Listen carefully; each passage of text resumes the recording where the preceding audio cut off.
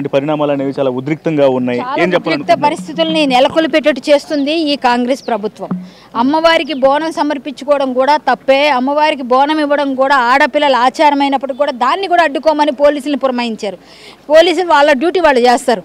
అంటే ఈరోజు మంగళవారం శ్రావణ మాసంలో పూజ చేసుకొని అమ్మవారికి బోనం ఎక్కించి ఇక్కడ అమ్మవారి రూపాన్ని తీసుకెళ్ళి ఎక్కడో దాచేసిన అమ్మవారి శక్తి ఉంది కాబట్టి ఇన్ని వేల మంది కార్యకర్తల దగ్గర నుంచి భక్తులందరూ కూడా తరలి వస్తున్నారు. ఇంత అమ్మ శక్తి ఉండబట్టి ఇంతమంది వేల మంది వచ్చి ఇక్కడ ఫైట్ చేస్తుంటే కొడుతున్నారు, తిడుతున్నారు, లాఠీ చార్జ్ చేస్తున్నారు.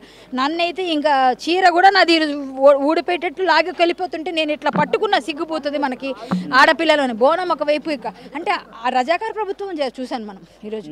అందువల్ల మన ప్రభుత్వం ఏదైతే ఉందో ఇక్కడ మనం సిగ్గు లేకుండా మనం ఓట్లేసి గెలిపించుకున్నాం. హిందువులకి న్యాయం జరగదు. సో మనం ఏం చేయాలి అంటే నెక్స్ట్ టైం ఓట్లు వేయొద్దు. హిందువుల ఓట్లు ఈ ప్రభుత్వానికి ఓట్లు కావాలి అంటే మీరు మా గుడిని మాకు ఇవ్వండి.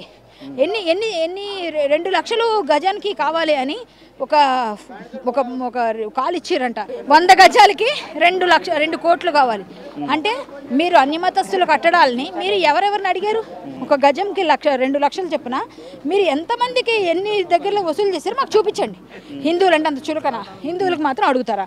ఎక్కడ సామాజిక స్పృహతో పనిచేస్తూ ఉంటాను. ఎవరికి ఏ పని జరిగినా ఎవరికి ఏ గుడికైనా బడికైనా అమ్మవారికైనా అయ్యవారికైనా అమ్మాయిలకైనా అబ్బాయిలకైనా కూడా నేను స్పందిస్తాను. ఎందుకంటే నాకు సామాజిక స్పృహతో చేస్తున్నాను. అంటే ఒకవైపున పోలీసులు ప్రతి ఒక్కరిని కూడా అదుపులోకి తీసుకుంటున్నారు. ఇక్కడ వచ్చినటువంటి భక్తులందరినీ కూడా ఇక్కడ నుంచి పంపించేస్తున్నారు. మరోవైపునేమో బోనాలు తీసుకొని మరలా భక్తులు ఇంకో వేరే సైడ్ నుంచి కూడా వస్తూనే ఉన్నారు. ఈరోజు ఆగవండి బోనాలు. సాయంత్రం రాత్రి వరకు కూడా బోనాలు వచ్చినా ఆశ్చర్యపోకండి. ఈరోజు మంగళవారం పంచమి అమ్మవారికి బోనం ఎక్కించాలి. మా పని మేము చేస్తాం. ఖచ్చితంగా మా పని మేము చేస్తాం. ఎందుకు చేయకూడదు? మేము చెయ్యాలి.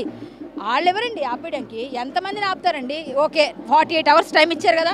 48 అవర్స్ టైంలో కానీ మాత్రం వీళ్ళు కానీ యాక్సెప్ట్ చేసి ఇవ్వకపోతే కలెక్టర్ గారు స్పందించారంటున్నారు సానుకూలంగా. లేకపోతే మేము చేసే పని మేము చేసేస్తాం. మేము చేస్తాం ఖచ్చితంగా. ఇప్పుడు 100 మంది వస్తే లక్షల మంది వస్తారు. అప్పుడు మొత్తం దిగ్బంధం చేస్తాం అంతే. జై శ్రీరామ్, జై పెద్దమ్మ తల్లి. ఖచ్చితంగా అమ్మవారి గుడిని పెద్దమ్మ తల్లిని పునర్నిర్మించాలి. ఆలయాన్ని ఎవరైతే విగ్రహాన్ని ఇక్కడ నుంచి తరలించుతుందో వాళ్ళ మీద చర్యలు తీసుకోవాలి. ఇక్కడ ఆలయాన్ని పునర్నిర్మాణం చేసేంత వరకు బోనాలు వస్తూనే ఉంటాయి.